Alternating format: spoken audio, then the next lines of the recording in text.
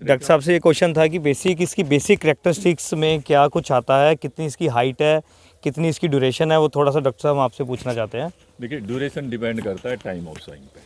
ठीक है, जैसे मान लो आपको बोना है अक्टूबर में, तो अक्टूबर के अंदर आपका 155 दिन के आसपास ये पंजाब की कंडीशन में जाएगी। नवंबर पे बोओगे तो 150 दिन की जाएगी, दिसंबर में बोओगे तो 135-40 दिन के आसपास जाएगी। किसान भाइयों नमस्कार। किसान भाइयों, गेहूं की एक ऐसी किस्म के बारे में आपको बताने जा रहा हूं जिसकी पैदावार तो बहुत अच्छी है ही, साथ में इससे किसानों को काफ़ी तूड़ा भी मिलता है।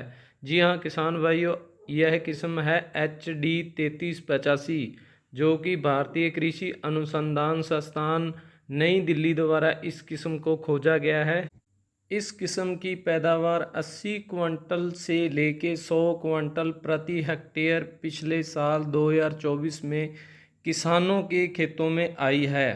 जी हां किसान भाइयों, यह पिछले साल MP के अंदर कुछ ऐसे किसानों ने जो भारतीय कृषि अनुसंधान संस्थान नई दिल्ली के साथ MOU साइन किया था, जिनको इसका बीज उपलब्ध हुआ था, उन्होंने अपने खेतों में इसकी बिजाई की। और उनका जो ऑनलाइन मीटिंग हुई जिसमें मैं भी शामिल था, हमने भी MOU साइन किया था। इसका बीज हमें भी पिछले साल यूनिवर्सिटी से मिला था। तो यूनिवर्सिटी की जब ऑनलाइन मीटिंग हुई तो उसमें कुछ किसानों का यह कहना था कि हमारे खेत में 80 से लेके 100 क्विंटल तक इसकी पैदावार आई है। इस किस्म में पीला रतुआ, भूरा रतुआ, यह बीमारियां नहीं आती। इसके 1000 दानों का वज़न 43 ग्राम है। इसकी लंबाई 103 सेंटीमीटर है और इसके तने की जो मोटाई है वो ज़्यादा है, जिस कारण यह किस्म गिरती नहीं और किसानों को अच्छा इसका भूसा भी प्राप्त हो जाता है।